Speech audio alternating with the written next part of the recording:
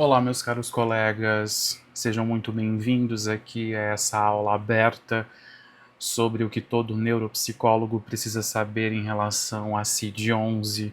É uma honra estar aqui com vocês, abrindo os trabalhos do Espaço Travessia em 2025.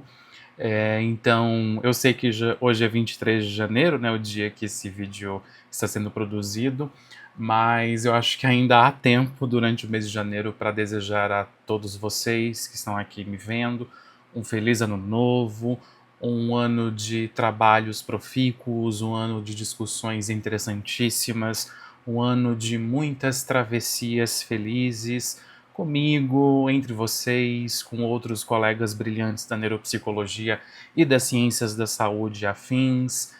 É um ano de muito trabalho, mas trabalho bem realizado, trabalho que nos deixa contente, trabalho que nos deixa feliz, de alguma forma.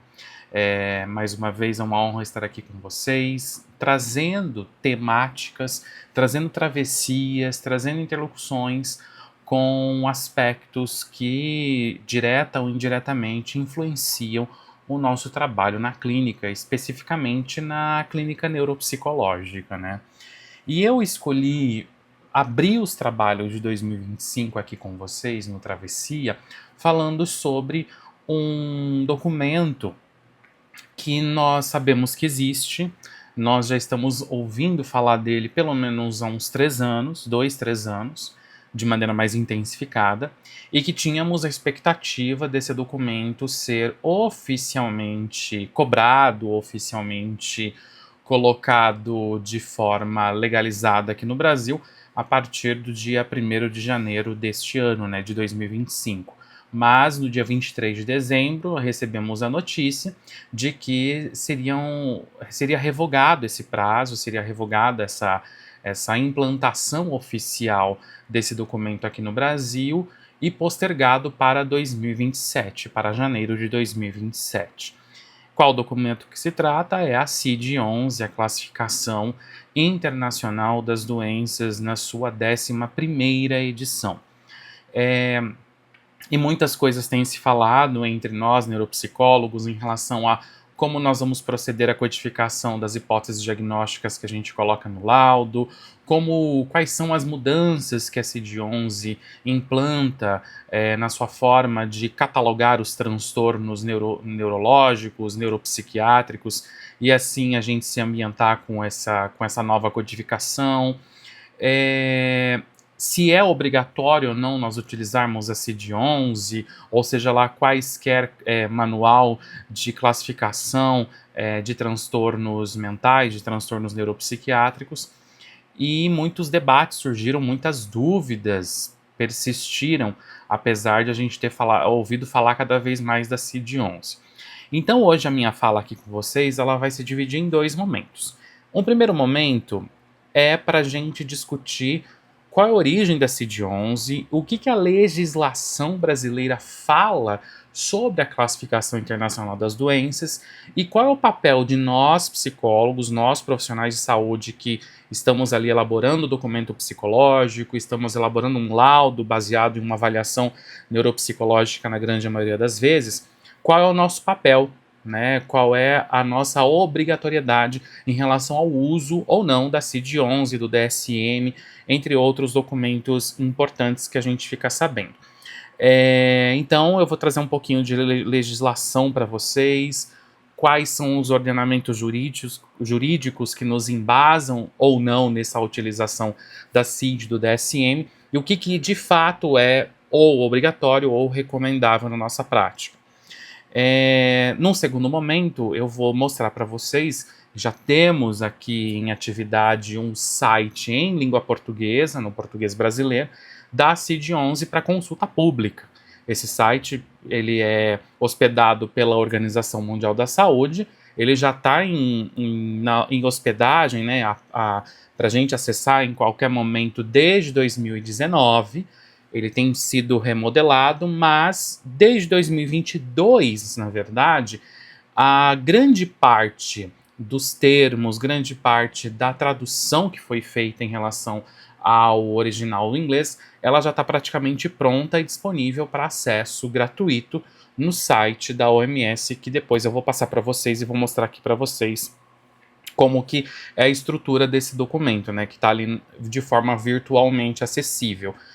E a partir desse acesso, eu vou mostrar para vocês o que nos atinge de fato, quais são as categorias diagnósticas próprias dos transtornos mentais, dos transtornos comportamentais, qual a codificação que se aplica aos transtornos e as principais mudanças de categorização dos transtornos mentais em relação tanto à CID-10 quanto ao DSM-5, texto revisado, que são, pelo menos hoje, ainda oficialmente, os manuais que a gente se embasa para podermos ali lançar mão de uma hipótese diagnóstica, de uma codificação de uma hipótese diagnóstica, né?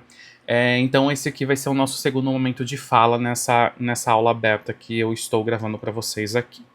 Então vamos começar pela primeira parte, que é entender um pouquinho o funcionamento da CID-11 em relação à sua origem, a sua aplicabilidade e os ordenamentos jurídicos aqui no Brasil que nos respaldam a utilizar a CID, certo? Como eu falei para vocês, a CID, né, a Classificação Internacional das Doenças, ela está então desde 2022 no mundo, na sua 11ª edição. É o sistema de classificação de todas as síndromes, de todas as doenças orgânicas, físicas e psicológicas, é o sistema de classificação mais utilizado no mundo e o mais oficializado em vários sistemas de saúde, tanto públicos quanto privados, mundo afora. A gigantesca maioria das legislações dos países no mundo embasam a sua forma de catalogar as doenças, a sua forma de investigar a prevalência das doenças na população por meio dos códigos fornecidos pela CID, pela Classificação Internacional das Doenças. Então, a CID é um documento importantíssimo em termos epidemiológicos, para que gerem-se estatísticas em relação ao número de pessoas que vão ser adoecidas pelo fenômeno X, pelo fenômeno Y, em um dado momento, em uma dada população. É uma ferramenta excepcional e importantíssima para fomento de políticas públicas, a partir dos dados epidemiológicos produzidos de acordo com a classificação atribuída às doenças, e também para uma série de outros ordenamentos jurídicos que têm aí um âmbito mais social, ou seja, para a delimitação de direitos específicos, de leis específicas em relação a uma população específica que pode ter algum tipo de transtorno, que pode ter algum tipo de doença. O nome dessa doença, a classificação dessa doença geralmente está atrelada ao que a CID coloca para a gente. Então a CID é o documento de catalogação das doenças humanas mais importante no mundo.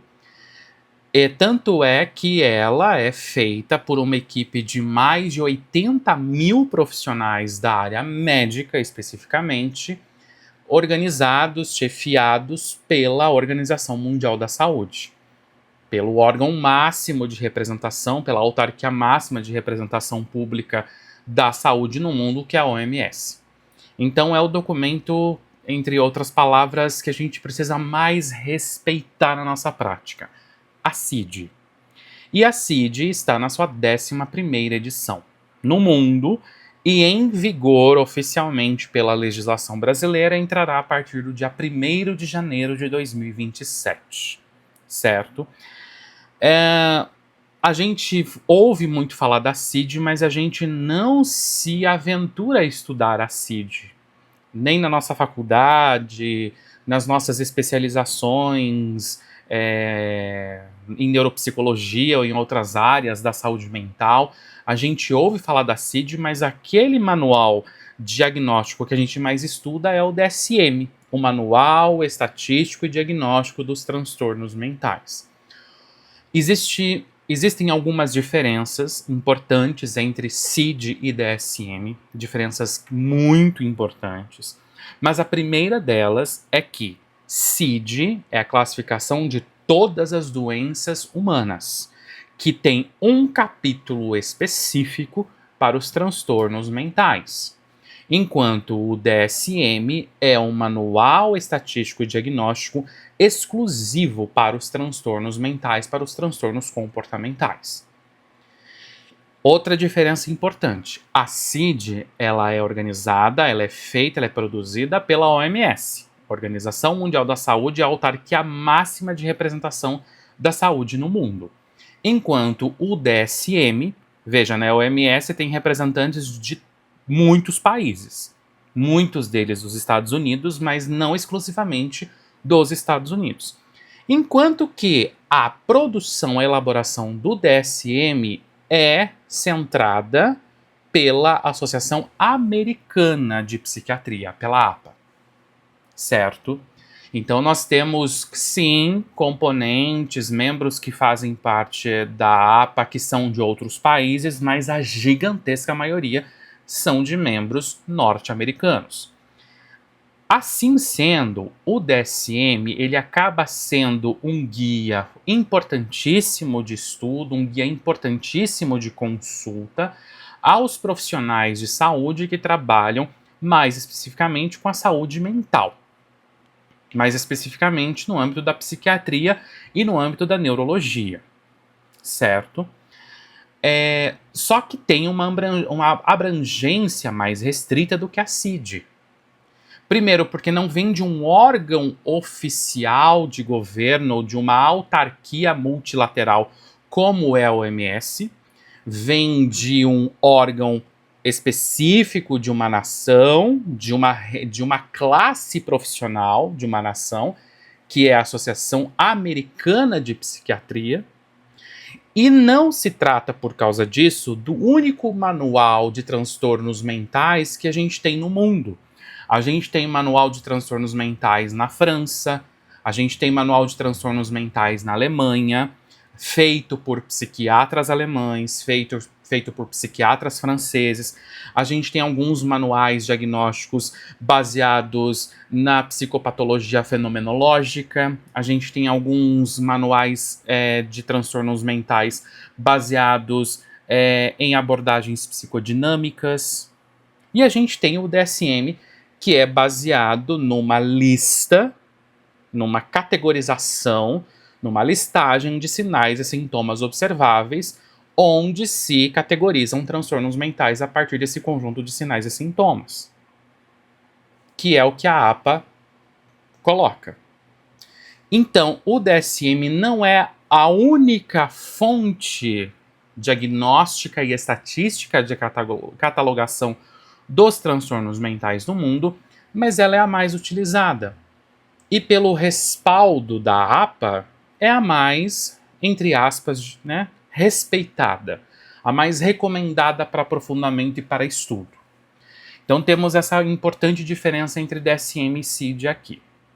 E uma outra diferença importante para a gente demarcar é que na CID, vocês vão ver quando eu mostrar o site para vocês aqui, na CID a gente vai ter uma breve descrição dos transtornos catalogados, uma breve descrição dos principais sintomas dentro de cada transtorno catalogado, mas a gente não tem lista de critérios definido pelo que a CID coloca.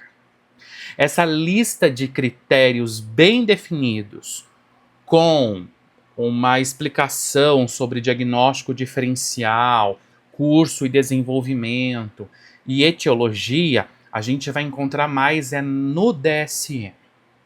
Então o DSM ele não é apenas um manual de catalogação de transtornos mentais. É um manual descritivo dos sintomas, dos sinais clínicos que são importantes para a gente se apropriar de cada condição ali colocada. Então, a gente precisa estudar muito o DSM para a gente ter uma noção clara dos critérios diagnósticos e do modo de funcionamento para cada transtorno neuropsiquiátrico. Esse detalhamento a gente não vai encontrar na CID, nem na CID-10, nem na CID-11. Esse detalhamento a gente vai encontrar no DSM. Resumo da ópera. Para fins de critérios diagnósticos, de estudo dos critérios diagnósticos, de estudo de diagnóstico diferencial, de entendimento do quadro clínico da doença, nós vamos sempre recorrer ao DSM. No caso, a versão mais atualizada, a 5ª edição no seu texto revisado. E para fins de dar um diagnóstico, emitir uma classificação do transtorno que aquele paciente está sendo acometido, a gente vai usar a CID para isso. Certo? Mas, Jean, eu posso usar tanto a CID quanto o DSM. Não sou obrigado a usar um ou outro e nem sou obrigado a usar um manual diagnóstico para emitir uma hipótese diagnóstica do meu paciente que eu estou avaliando, certo? Correto. Então a gente vai olhar um pouquinho para a legislação, o que ela fala sobre esta obrigatoriedade ou não de emitirmos uma hipótese diagnóstica. E se emitirmos uma hipótese diagnóstica, se ela vai ser embasada no DSM ou na CID, ou nos dois manuais. Então eu vou mostrar para vocês aqui algumas coisas para a gente se aprofundar nisso. Deixa eu mostrar para vocês aqui a minha tela. Primeira coisa que eu quero mostrar para vocês aqui, eu não tinha falado na hora, mas só para deixar o documento registrado, todos os documentos que eu mostrar aqui para vocês, eu vou disponibilizar posteriormente lá no meu grupo de WhatsApp do Espaço Travessia. Vou deixar também na descrição desse vídeo aqui embaixo qual é o link para que você que ainda não está lá possa entrar, possa participar do grupo. Temos muitos colegas da neuropsicologia nesse grupo, trocando figurinhas, trocando impressões clínicas, trocando experiências, trocando materiais que podem ser trocados e disponibilizados de maneira online e aberta para todo mundo. Então é um grupo muito rico de debates em neuropsicologia e ciências de saúde mental de uma forma geral, e eu vou disponibilizar esses arquivos lá, tá bom? Então, o primeiro que eu quero mostrar para vocês é este daqui, que é uma nota técnica que foi publicada no dia 23 de dezembro de 2024. Publicada pela Secretaria de Vigilância em Saúde e Ambiente do Ministério da Saúde. O que é importante a gente olhar para essa nota técnica? Essa nota técnica é aquela que diz que a CID-11 entrará em vigência em 2027. Então, a nota técnica ela versa sobre o seguinte, que em 2022 foi publicada uma outra nota técnica que estabeleceu os prazos para a implementação da 11ª revisão da CID-11 no Brasil. E o objetivo desta nota que eu estou mostrando para vocês é atualizar o cronograma apresentado. Então, os técnicos do Ministério da Saúde perceberam que o prazo que venceria da CID-10 para trocar para a CID-11 em 2025, né, em janeiro de 2025, ele seria insuficiente. Aí eles vão explicando os motivos pelos quais o Ministério da Saúde optou por postergar esse prazo em mais 2 anos. Então, eles explicam o processo de implementação, é composto por várias etapas, com a tradução da CID-11 para a língua portuguesa, atividade que é realizada em parceria com a Organização Pan-Americana da Saúde. É um trabalho, o trabalho da tradução, que já está disponível no site, que eu vou mostrar para vocês já já, é um trabalho que durou 30 meses, desde 2019, e que foi conduzido especialmente aqui no Brasil, por profissionais ali, por pesquisadores da UFMG, da Universidade Federal de Minas Gerais. Mas é uma tradução e é um trabalho muito delicado que envolve até 80 mil conceitos em relação a doenças, transtornos, lesões, causas, sinais e sintomas, o que é sinônimo, o que é descrição, qual a melhor tradução que realmente vai trazer o conceito como está na CID-11 americana, sem deturpar essa conceitualização e essa nomenclatura. Então esse trabalho, esse refinamento de tradução para a língua portuguesa é muito complexo. Realmente leva um tempo de tradução e retrotradução, de análise de juízes que são profissionais especializados aí na prática clínica para verificar se os termos aportuguesados são realmente compatíveis com aquilo que a CID-11 original quer falar, com aquilo que a CID-11 quer tratar sobre cada um dos transtornos ali listados. Aqui explica também que desde fevereiro de 2024, a CID-11 em português está disponível no site da OMS, nesse endereço eletrônico aqui, que já eu vou mostrar para vocês. E como é um documento colaborativo e dinâmico, algumas modificações na tradução ainda pode acontecer. Até o término do tempo de ambientação de familiarização da CID-11, que é 1º de janeiro de 2027. Então, eles tiveram que adequar o cronograma porque precisam traduzir a própria CID-11, precisam traduzir também materiais de apoio, como guia de implementação, precisam disseminar o conhecimento entre técnicos e especialistas, precisa também adequar toda uma estrutura de processamento de sistemas de informação e de ferramentas de suporte. Por quê? Como eu falei para vocês, a legislação de vários países, incluindo a legislação brasileira, se ampara, ao falar de doenças, se ampara nas classificações que estão na CID, se ampara nas nomenclaturas que estão na CID. Então, quando, por exemplo, um profissional de um posto de saúde vai evoluir no prontuário dele um atendimento com um paciente que procura o posto de saúde, ele vai precisar registrar qual é a CID, qual é a doença, qual é a condição clínica que aquele paciente está sendo acompanhado naquele procedimento no posto de saúde. Seja no posto de saúde, seja em uma unidade de pronto atendimento, uma UPA, seja em um hospital de alta complexidade, seja em uma policlínica. Todo o sistema de informação produzido no Brasil em relação a serviços de saúde precisam trazer codificações de transtornos, de doenças, a partir do que a CID coloca. Então, a modificação desses sistemas de informação em todo o Brasil, em todo o território nacional, leva muito tempo. Leva muito tempo. Além de todos os profissionais envolvidos precisarem ser treinados para essas novas nomenclaturas e para mudanças na codificação, para mudanças na forma de abordar cada condição, como vocês vão ver especificamente aqui nas condições mentais.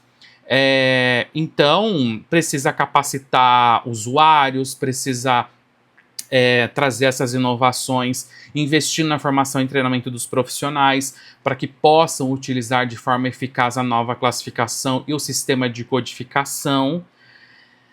E, portanto, por causa desse tempo de tradução de vários documentos que auxiliam a CID-11, a implementação dos sistemas de informação em todo o território nacional e o treinamento dos usuários, que são os profissionais de saúde, a CID-11, então, vai ser postergada para janeiro de 2027, de forma legal aqui no Brasil.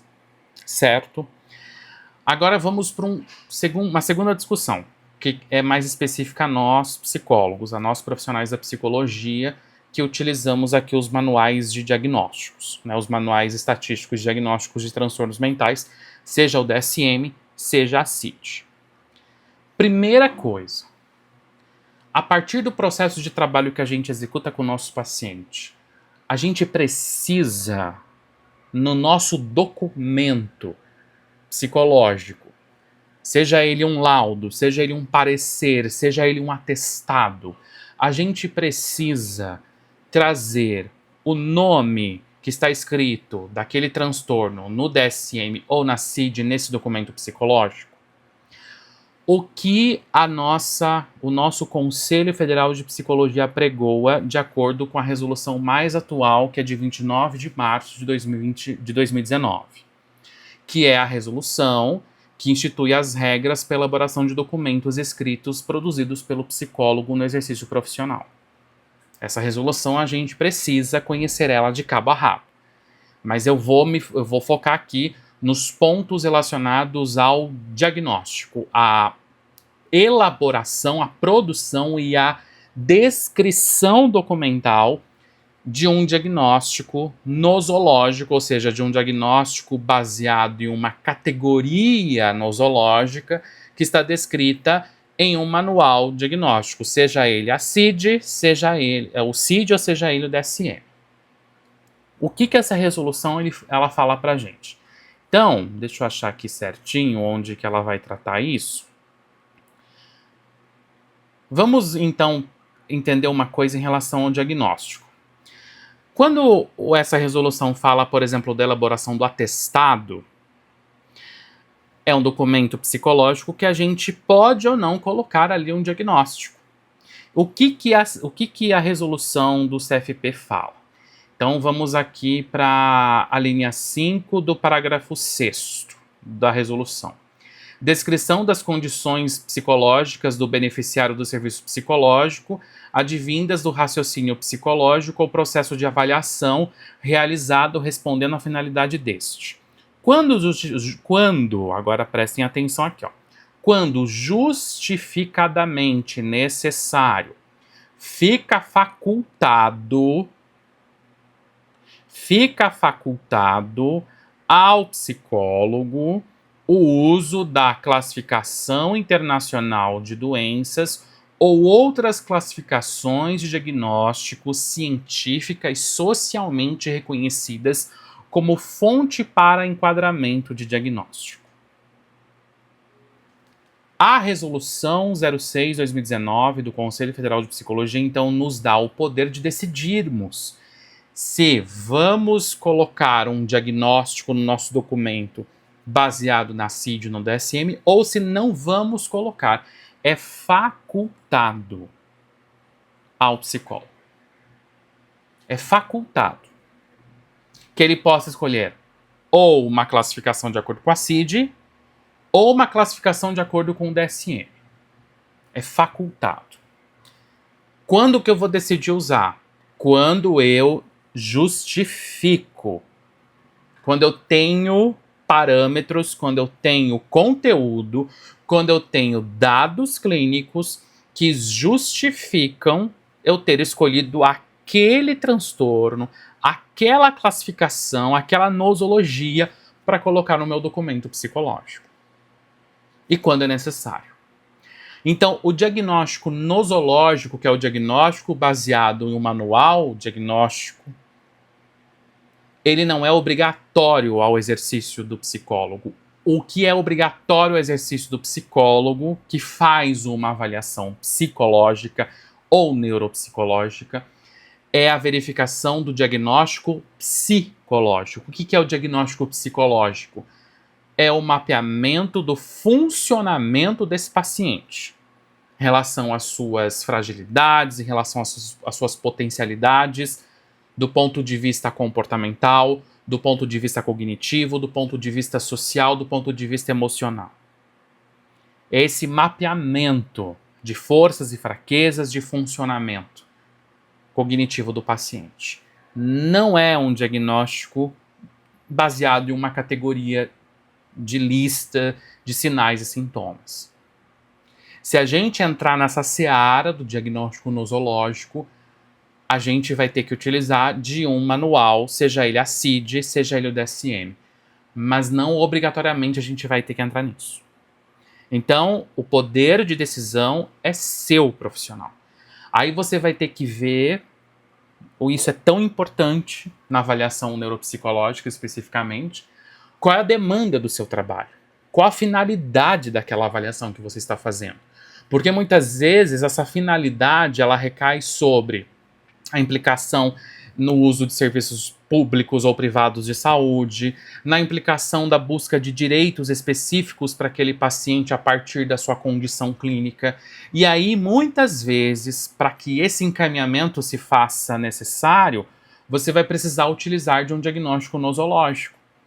Porque várias portarias, várias resoluções em relação ao benefício de ter aquele direito ou de ter acesso àquele tratamento ou não, ou de ter acesso àquela intervenção ou não, vão se basear em um código, em uma classificação nosológica. Por isso que, apesar de ser facultado ao psicólogo, muitas vezes a gente vai precisar lançar mão de um diagnóstico nosológico. E a gente pode utilizar tanto o que está na CID, quanto outras classificações. Veja que a resolução ela cita nominalmente apenas a CID. Ela não cita nominalmente o DSM porque entende-se que a CID prevalece, que a CID é a mais importante. E que outras classificações também têm a sua importância, mas são mais específicas, menos generalistas e menos utilizadas no ordenamento jurídico, como é com a CID. Então, essa é a primeira coisa que a gente deve falar. Mas então, vamos lá, Jean. A gente pode escolher ou não dar um diagnóstico, né? Emitir uma hipótese diagnóstica ao paciente baseando-se ou na CID ou no DSM. Beleza, vou optar então por falar do diagnóstico do paciente, falar do diagnóstico nosológico. Também a resolução fala que eu posso escolher entre a CID e o DSM. Eu não preciso usar os dois e não preciso usar só a CID. Eu posso usar, por exemplo, só o DSM. Beleza. Isso é o que a resolução do nosso Conselho Federal de Psicologia diz.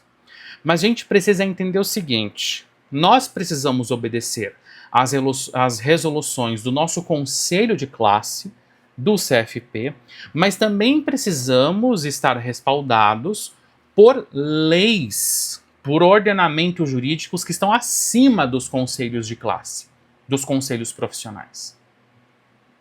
Então, quando a gente sobe o patamar de exigência das leis, de abrangência, melhor dizendo, das leis, que não são as resoluções, são as leis no Brasil, a gente verifica que não há nenhuma menção ao DSM nas leis brasileiras. Há menção à CID, a Classificação Internacional das Doenças. Então, o que eu quero dizer é que para efeitos legais, não baseando-se na resolução do CFP, mas baseando-se nas leis brasileiras que estão acima das resoluções, se a gente for optar por dar um diagnóstico nosológico ao paciente ou mencionar uma hipótese diagnóstica nosológica ao nosso paciente, a gente precisa optar primeiramente pela CID, não pelo DSM. Pela CID. Porque os sistemas de saúde público e privado no Brasil vão se embasar na escolha do tratamento, na escolha da intervenção, e se aquele paciente ele tem ali os critérios mínimos para obtenção daquele direito, daquele auxílio, daquela intervenção, se ele tiver um código da CID atrelado ao seu documento de avaliação. Então, a resolução dá pra gente essa opção de escolher entre um e o outro, mas na verdade não é muito uma opção. Pelas leis brasileiras, a gente precisa se amparar primeiro na CID. Primeiro na CID. E aí eu quero dizer o seguinte para vocês, né? Eu vou citar aqui, quando a gente fala de leis, eu quero citar de forma importante, destacada aqui, a lei número 12.842, publicada em julho de 2013, assinado pela presidente, na época, Dilma Rousseff, que dispõe sobre o exercício da medicina, porque muitas pessoas ainda têm esse embate em relação a qual é a categoria profissional que realmente é responsável por emitir diagnósticos nosológicos, por emitir diagnósticos baseados na CID, no DSM, especialmente na CID aqui no Brasil. E muita gente acha que a emissão de um diagnóstico nosológico é um ato médico, é uma um exercício exclusivo para a prática profissional da medicina. E de acordo com a Lei 12.842, que é a lei que está em vigor aqui no Brasil ainda, foi vetado um item que dizia que os diagnósticos nosológicos eram exclusivos, eram atividades privativas do médico. Se a gente for olhar a descrição da lei aqui, no artigo 4º, que é a listagem das atividades privativas do médico, nós não temos a elaboração de um diagnóstico. Era a linha 1. Essa linha 1, esse item 1, ele foi vetado pela presidente.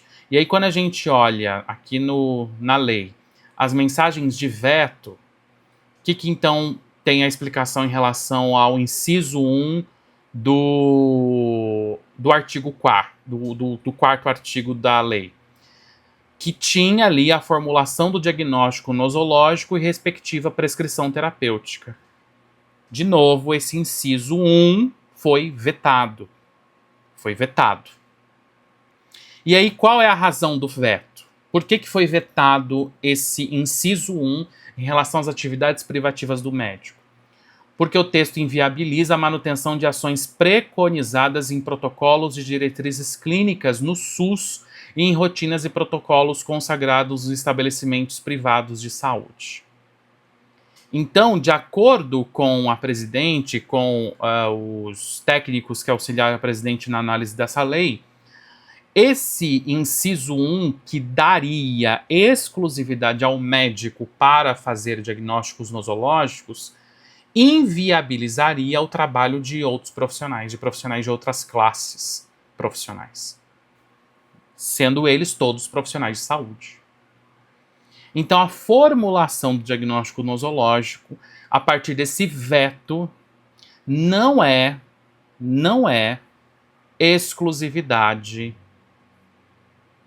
atividade privativa, como o artigo 4º está dizendo aqui, do médico.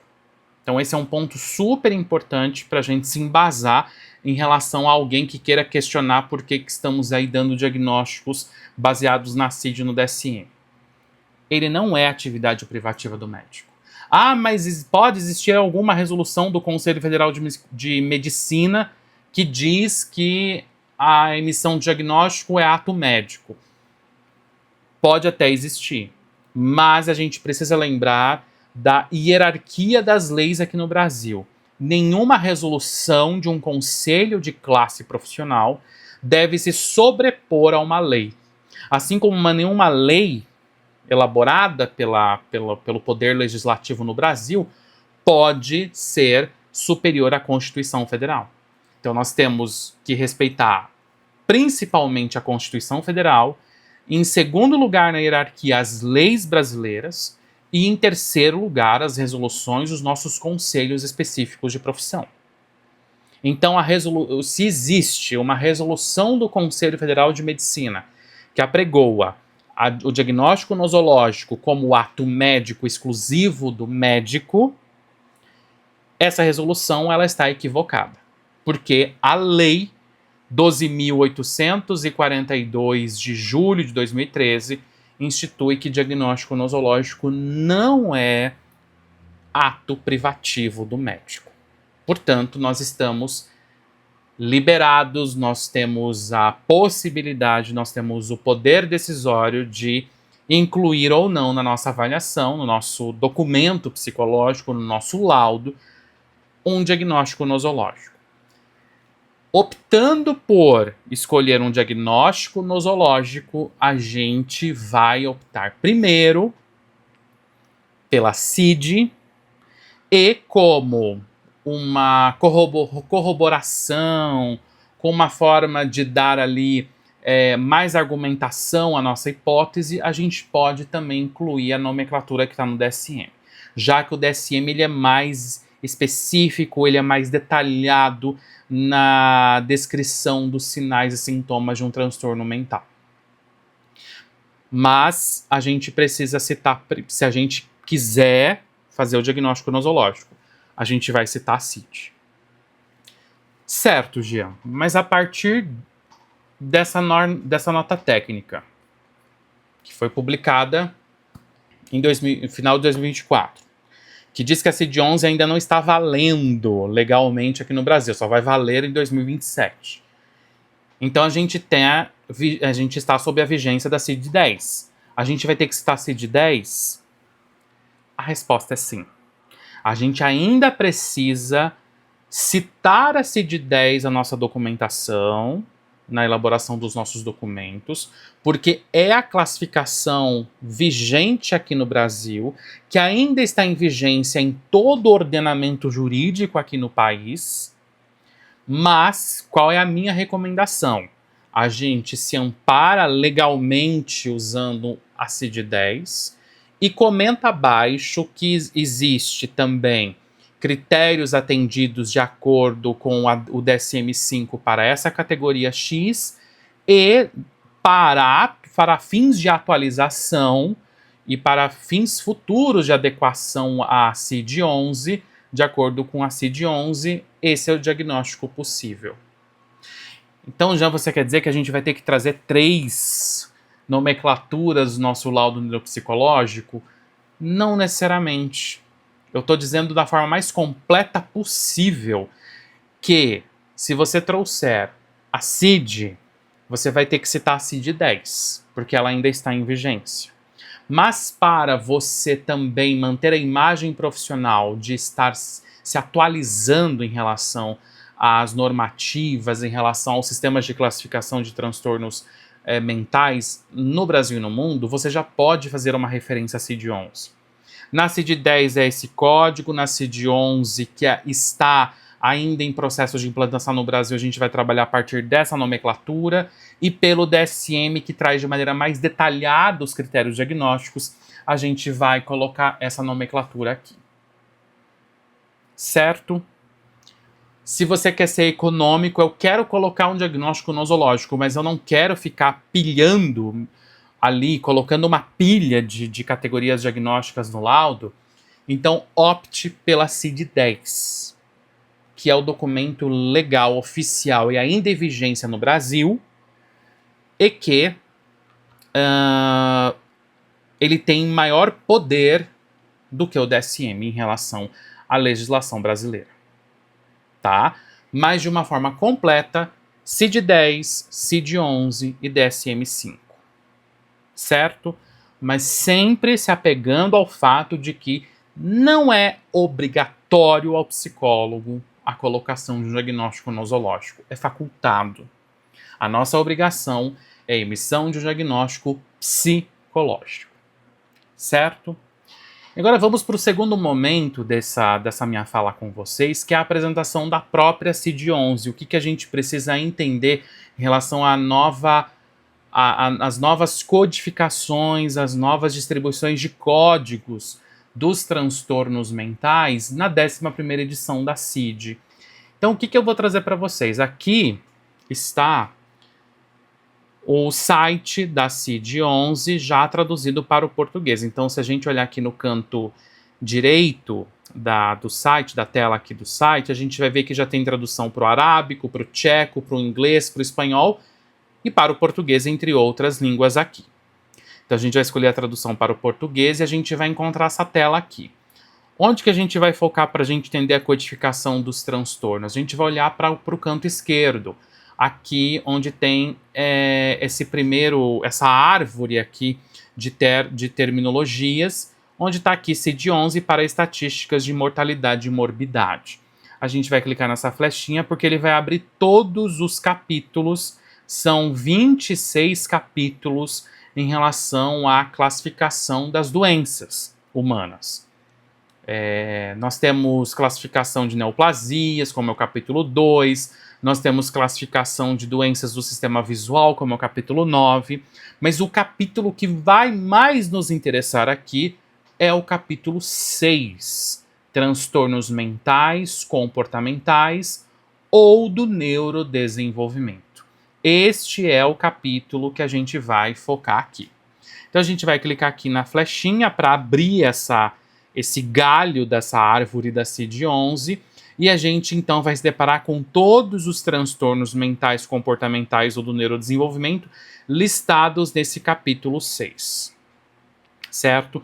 Eu não vou entrar em todos eles, mas eu vou mostrar para vocês algumas mudanças, algumas importantes mudanças e algumas diferenças significativas que algumas categorias nosológicas estão aqui descritas na CID-11, inclusive na comparação com o DSM-5-TR.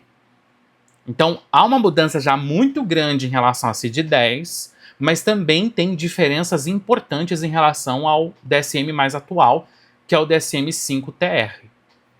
Quais são essas mudanças e em quais capítulos ou categorias essas mudanças estão presentes? Vamos ver aqui então os transtornos do neurodesenvolvimento, esse capítulo aqui, né? Esse outro galho que a gente abre aqui. Então ele vai mostrar pra gente, aqui nos transtornos de neurodesenvolvimento, os transtornos em relação ao período crítico de neurodesenvolvimento em que o sujeito é cometido. Como, por exemplo, o transtorno do desenvolvimento intelectual, o que a gente conhecia antes como deficiência intelectual, que na CID-10 ainda tem o termo pejorativo retardo mental, os transtornos do desenvolvimento da fala ou da linguagem, o transtorno do espectro autista, o transtorno do desenvolvimento da aprendizagem, veja o termo aqui, ele leva o termo de transtorno do desenvolvimento e não transtorno específico da aprendizagem, o transtorno do desenvolvimento da coordenação motora, o TDAH e o transtorno de movimento estereotipado. Então, vou mostrar para vocês aqui em relação... Então, ele abre aqui, né, no capítulo 6, o primeiro subcapítulo desse grupo é o 6A, que são os transtornos do neurodesenvolvimento. Então, sempre quando tiver um código que comece com o número 6, vai se referir a um transtorno mental. E que tem o A em seguida, vai se referir a um transtorno de neurodesenvolvimento. Então vamos abrir esse primeiro aqui, que é o 6A00, que são os transtornos do desenvolvimento intelectual. Então a gente tem o quê? O transtorno leve, o transtorno moderado, o transtorno grave e o transtorno profundo do desenvolvimento intelectual. Então ele não vai trazer mais níveis de suporte em relação às condições ali, às áreas acadêmica, prática e social. A gente vai ter que fazer um estudo nessas áreas de acordo com o DSM e categorizar se há um nível leve de prejuízo, moderado, grave ou profundo. Ao lado aqui, se a gente clicar, por exemplo, transtornos de neurodesenvolvimento, ele vai dar uma breve descrição do que seria um transtorno de neurodesenvolvimento. Se a gente clica no transtorno do desenvolvimento intelectual, ele também vai dar uma breve descrição em relação ao que seria o TDI, o transtorno do desenvolvimento intelectual. Então a gente vai sempre olhar para as descrições a partir do nível hierárquico maior e especificando essa descrição no nível hierárquico mais inferior. Então, é um transtorno de neurodesenvolvimento e o que é? É um transtorno do desenvolvimento intelectual e o que é um TDI? E aí a gente vai descobrindo as diferenças entre os transtornos leve, moderado, grave e profundo. O leve, por exemplo, o que a CID-11 coloca, que é uma condição que se origina durante o período do desenvolvimento, caracterizada por funcionamento intelectual e comportamental adaptativo. Então veja que a gente precisa continuar avaliando o comportamento adaptativo a partir das esferas acadêmica, social e prática, mas essa nomenclatura não está na CID, que seja significativamente abaixo da média, aproximadamente 2 a 3 desvios padrões abaixo da média, ou seja, aproximadamente no percentil 0,1 até o percentil 2,3, baseado em testes adequadamente normatizados, padronizados, administrados individualmente ou indicadores comportamentais comparáveis quando testagem padronizada não está disponível. Então veja que a descrição de um transtorno leve do desenvolvimento intelectual, ele coloca pra gente qual é o intervalo em relação aos desvios padrão, em relação aos percentis, que esse paciente vai precisar obter em testes normatizados, padronizados, que avaliam funcionamento intelectual e comportamento adaptativo. Se a gente entrar no transtorno moderado do desenvolvimento intelectual, a gente vai encontrar o quê? Esse intervalo diferente, de 3 a 4 desvios padrões abaixo da média, ou seja, um percentil que circula entre o 0,003 até o 0,1. E no transtorno profundo do desenvolvimento intelectual, é o que a gente vai encontrar em pacientes que obtêm nesses testes padronizados 4 ou mais desvios padrões abaixo da média, menos do que aproximadamente o percentil 0,003. Para então definir o nível de prejuízo do TDI, do transtorno do desenvolvimento intelectual, a gente vai olhar muito para esse intervalo percentílico que o paciente vai obter a partir da aplicação de testes padronizados de inteligência e de comportamento adaptativo. Nós também temos o transtorno temporário do desenvolvimento intelectual, como o próprio nome diz, provisório, atribuído quando não há, quando há evidência de um transtorno do desenvolvimento intelectual, mas o indivíduo é um bebê ou uma criança com idade menor do que 4 anos, ou quando não é possível conduzir uma avaliação válida do funcionamento intelectual e do comportamento adaptativo devido ao quê? À presença de deficiências sensoriais ou físicas. Ou que há problemas comportamentais graves ou transtornos mentais coexistentes. Então, quando a gente não tem fidedignidade em relação à avaliação para verificar o nível do funcionamento intelectual e o nível de prejuízo no comportamento adaptativo, mas há a presença de um prejuízo intelectual, há a presença de uma deficiência sensório-motora ou há a presença de um transtorno mental comórbido, a gente pode trabalhar com essa categoria nosológica, que é o transtorno temporário do desenvolvimento intelectual, onde se recomenda, quando possível, uma avaliação para verificar a padronização disso, para verificar a classificação de fato do desempenho intelectual do paciente, certo? Então tem essa mudança em relação à deficiência intelectual, que a gente não vai mais trabalhar com essa terminologia, e sim com o termo transtorno do desenvolvimento intelectual. Outra mudança importante que eu quero mostrar para vocês aqui é dentro do 6A02, que é o capítulo que referencia o transtorno do espectro autista. Quando a gente abre aqui o transtorno do espectro autista, a gente vai perceber, e é uma mudança que muita gente já tem falado por aí, desde quando a CID-11 foi divulgada no português brasileiro em 2022, que é a ausência de critérios em relação aos níveis de suporte. Nível de suporte 1, 2 ou 3, que permanecem no DSM-5-TR. Tanto em relação ao critério A, o critério relacionado à qualidade da interação social, quanto em relação ao critério B, associado à presença de comportamentos estereotipados, interesses restritos e rigidez cognitivo-comportamental. Então, na CID-11, a gente não tem menção a nível de suporte. O que a gente vai ter que trabalhar para verificar a classificação diagnóstica do autismo do paciente baseado na CID-11? Primeiro, se a presença desse TEA, desse transtorno do espectro do autismo, ele está acontecendo junto com um transtorno do desenvolvimento intelectual, ou se ele está acontecendo com prejuízo de linguagem funcional. Então a gente precisará sempre ver se o TEA ele está sendo acompanhado de prejuízo intelectual ou de prejuízo de linguagem. Então a gente tem aqui pelo menos 6, na verdade, subdivisões do TEA a partir da presença ou não desses quadros adicionais. Então nós temos o TEA sem TDI e com deficiência leve da linguagem. Nós temos o TEA com transtorno do desenvolvimento intelectual e com deficiência leve da linguagem ou inexistente. Nós temos o TEA sem transtorno intelectual, mas com uma deficiência presente da linguagem. Nós temos o TEA com transtorno do desenvolvimento intelectual e uma deficiência da linguagem funcional. E nós temos o TEA com transtorno do desenvolvimento intelectual e com ausência de linguagem funcional, que seria ali a classificação com maior gravidade, com maior prejuízo acumulado no funcionamento do paciente.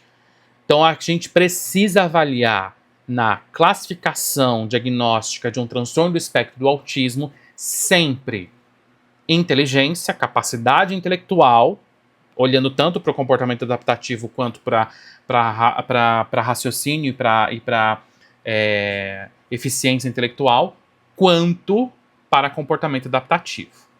E precisamos sempre, ao avaliar um paciente com hipótese de autismo, verificar sua linguagem.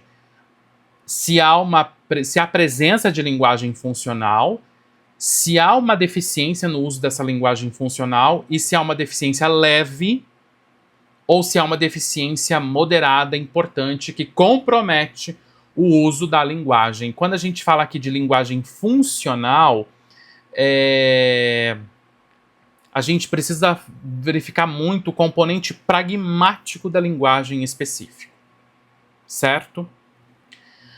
A gente também tem o capítulo relacionado ao transtorno do desenvolvimento da aprendizagem, com o componente de leitura envolvido, com o componente da expressão escrita ou com o componente da matemática. A gente vai ter o TDAH, e o TDAH não modifica muito a partir das subcategorias que a gente conhece, que é a apresentação predominantemente desatenta, a apresentação predominante hiperativa e impulsiva ou a apresentação combinada. Então, para os transtornos do neurodesenvolvimento, essas são as principais mudanças que a gente precisa se dar conta, certo? E um outro subcapítulo que eu quero trazer para vocês que traz mudanças importantes, tanto em relação ao que a CID-10 coloca, como em relação ao DSM-5-TR, são os transtornos de personalidade. Veja que o capítulo, né, o subcapítulo, melhor dizendo, da CID que fala disso, ele é nomeado como transtornos de personalidade e traços relacionados. Ou seja, aqui a gente já tem uma mudança importantíssima na forma de diagnosticar transtornos de personalidade. A gente não vai mais olhar para as categorias diagnósticas clássicas que a gente está acostumado a trabalhar no DSM ou na CID. O transtorno de personalidade esquizoide, o transtorno de personalidade evitativo, o transtorno de personalidade paranoide. O único tipo específico de transtorno de personalidade que foi preservado da maior maneira possível na CID-11 foi o transtorno de personalidade borderline. Então, fora o transtorno borderline, os demais já não são mais catalogados aqui na CID-11. O que a CID-11 vai trabalhar? Vamos abrir aqui então essa árvore em relação aos transtornos de personalidade. A gente vai ter 2 capítulos importantes aqui. O transtorno de personalidade e os traços ou padrões de personalidade proeminentes. Então vamos entender primeiro o que a CID-11 nomeia como transtorno de personalidade. A gente clica em cima do título e do ladinho a gente já vê a descrição. Então, o transtorno de personalidade é caracterizado por problemas no funcionamento de aspectos do self, como, por exemplo, identidade, autoestima, autoconceito, autodirecionamento, e ou disfunção interpessoal, como a capacidade de desenvolver e manter relacionamentos próximos, satisfatórios, capacidade de compreender os pontos de vista de outras pessoas e de lidar com o conflito em relacionamentos. Então, uma coisa super importante aqui, que a gente aborda muito no modelo dimensional alternativo do DSM-5. Só fazendo aqui uma contextualização, no DSM-5 de 2013 e no DSM-5 texto revisado de 2022, a gente tem 2 formas de trabalhar os transtornos de personalidade. A forma categórica clássica, onde a gente vai encontrar um conjunto de critérios diagnósticos no paciente para encaixá-lo dentro de uma categoria, evitativo, esquizoide, paranoide, histriônico, etc. E a gente tem um modelo alternativo, está lá nos capítulos finais do DSM, que fala desse componente dimensional dos transtornos de personalidade. Onde a gente vai verificar não se o paciente preenche o número mínimo de critérios diagnósticos, mas se o paciente apresenta prejuízo no funcionamento da sua personalidade. A partir de 2 componentes que o DSM-5-TR já trabalha no modelo alternativo. O componente do self, da relação que eu tenho comigo mesmo, e o componente interpessoal, da relação que eu tenho com o outro. Então eu preciso, num primeiro momento, ao avaliar a personalidade de um paciente, baseando-se nos critérios do modelo alternativo do DSM ou nos critérios da CID-11, olhar para esse funcionamento do self e para esse funcionamento interpessoal do paciente. Formação de identidade, autoestima, autoconceito, autodirecionamento, relações interpessoais. Certo? É o critério A. É o primeiro critério importante para a gente se apropriar aqui.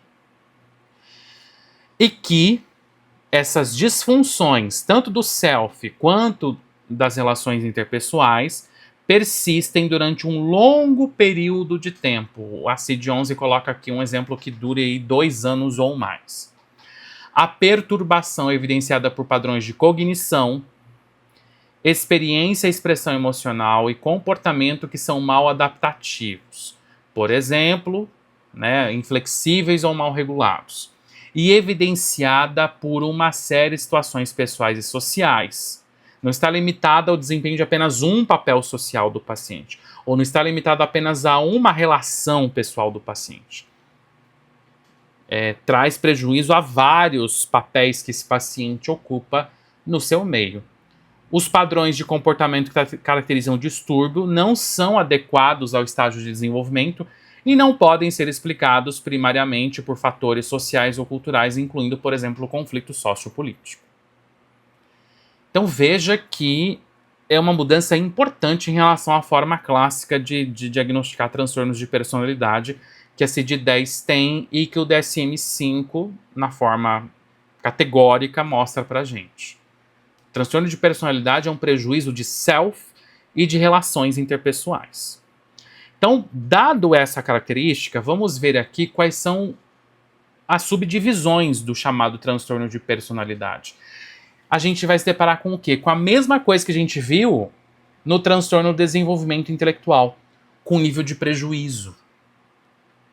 O nível de prejuízo dessa disfunção de personalidade.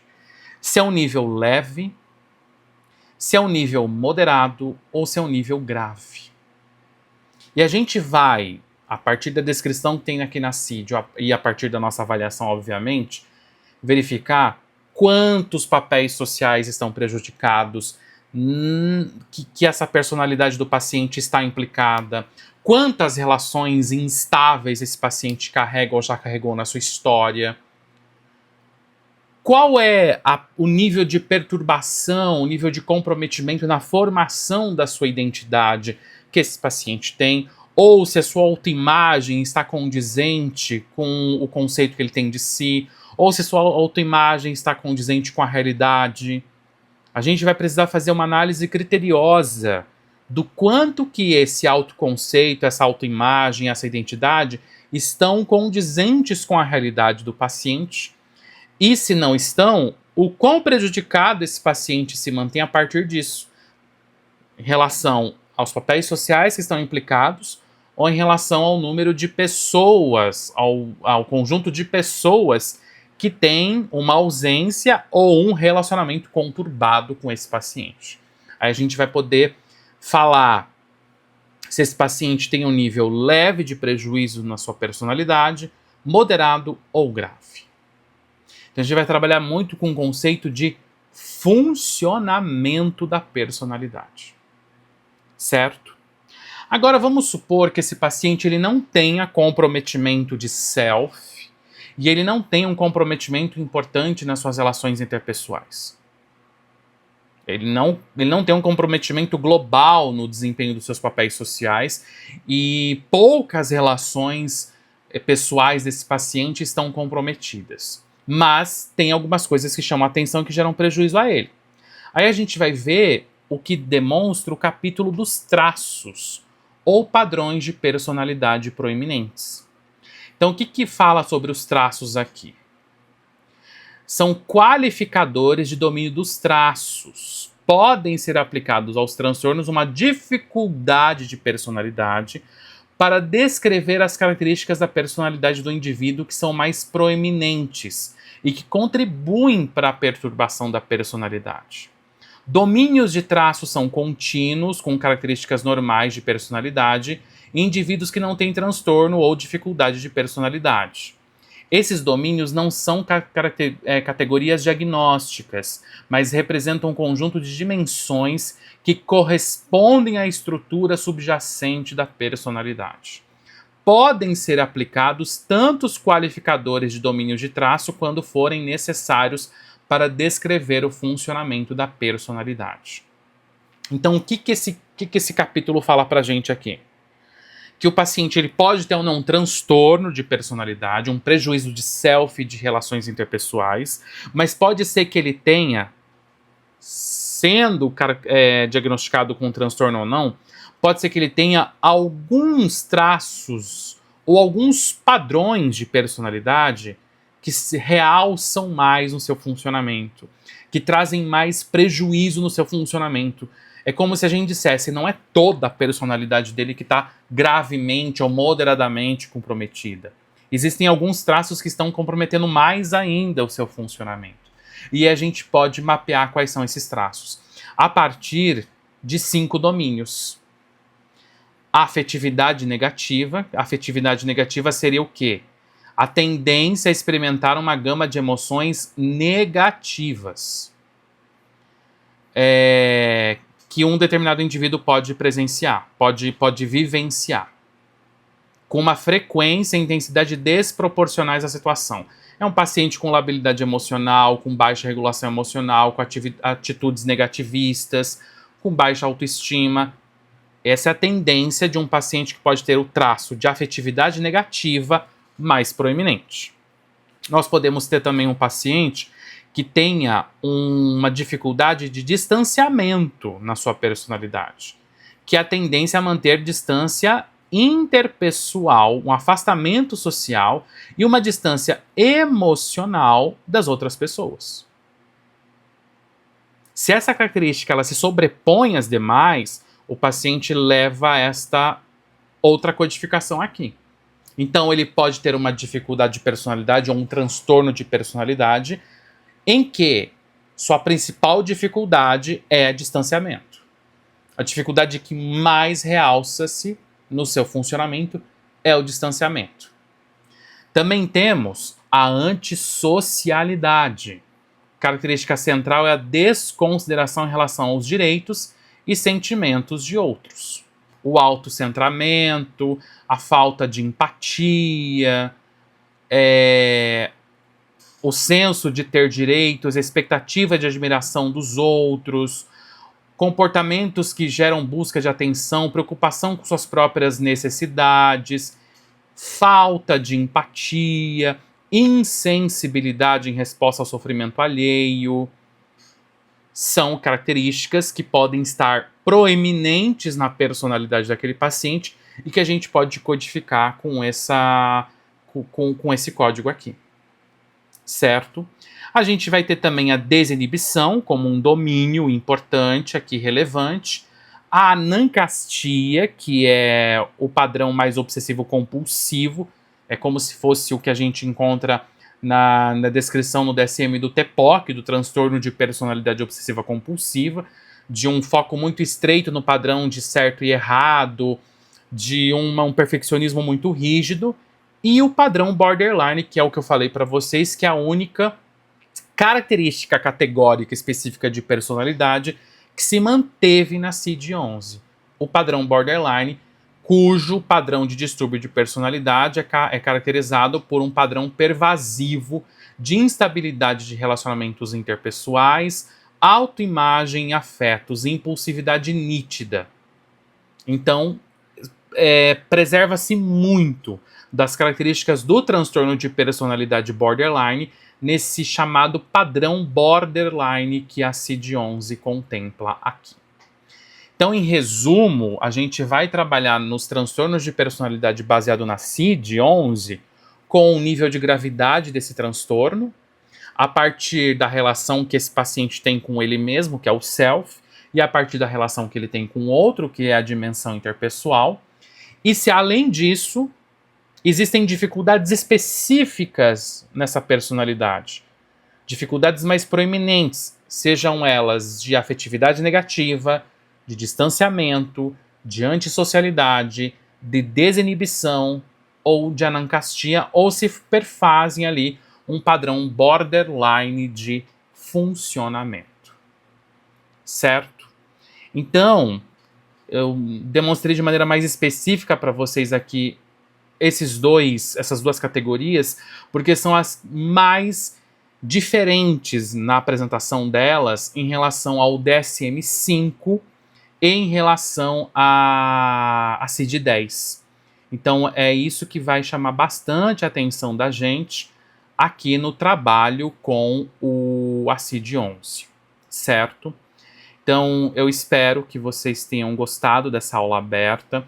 É claro, como eu falei para vocês, que eu não trouxe aqui todas as categorias nosológicas descritas na CID-11, porque a maioria delas estão preservando o que a gente encontra na CID-10 ou no DSM-5, mas a gente precisa focar nossa atenção nas mudanças mais significativas, que é nos transtornos de neurodesenvolvimento e nos transtornos de personalidade. E lembrando sempre, é facultativo ao psicólogo a emissão de um diagnóstico nosológico. Não se trata de um ato médico a emissão de um diagnóstico nosológico por parte de nós, psis. E se a gente for optar por emitir um diagnóstico nosológico, esse diagnóstico ele deve ser justificado, ele deve ser embasado, você deve ter fundamentação clínica para embasar esse diagnóstico nosológico, e você deve optar primeiro pelo que está na CID-10, pela categorização da CID-10, porque ainda é a classificação de doenças em vigência aqui no Brasil, e dar maior reforço, dar maior respaldo utilizando a nomenclatura do DSM-5, e se você quiser já vender a imagem de um profissional que está sempre se atualizando, você vai optar também por colocar a classificação de acordo com a CID-11. Certo?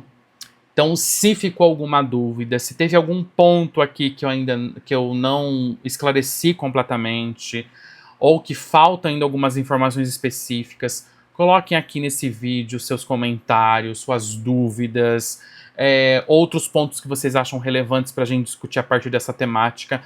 Eu também vou colocar, como eu já disse para vocês no início da descrição desse vídeo, o link de acesso ao grupo de WhatsApp do Espaço Travessia, onde também vocês podem colocar a dúvida de vocês, o comentário de vocês. É um vídeo que vai ficar aqui disponível no canal do YouTube, no Espaço Travessia, por tempo indeterminado. E eu convido vocês a estar no grupo de WhatsApp, porque lá, além de trocar figurinhas, a gente sempre vai também lançar iniciativas, lançar novos cursos, lançar novas lives, novas aulas abertas, discutindo temas importantes, temas fundamentais no nosso trabalho clínico enquanto psicólogos, enquanto neuropsicólogos, enquanto profissionais de saúde mental. Agradeço vocês mais uma vez por estarem aqui comigo. Muito obrigado a quem chegou até esse momento no vídeo e espero vocês em outra oportunidade, muito em breve. Feliz Ano Novo mais uma vez.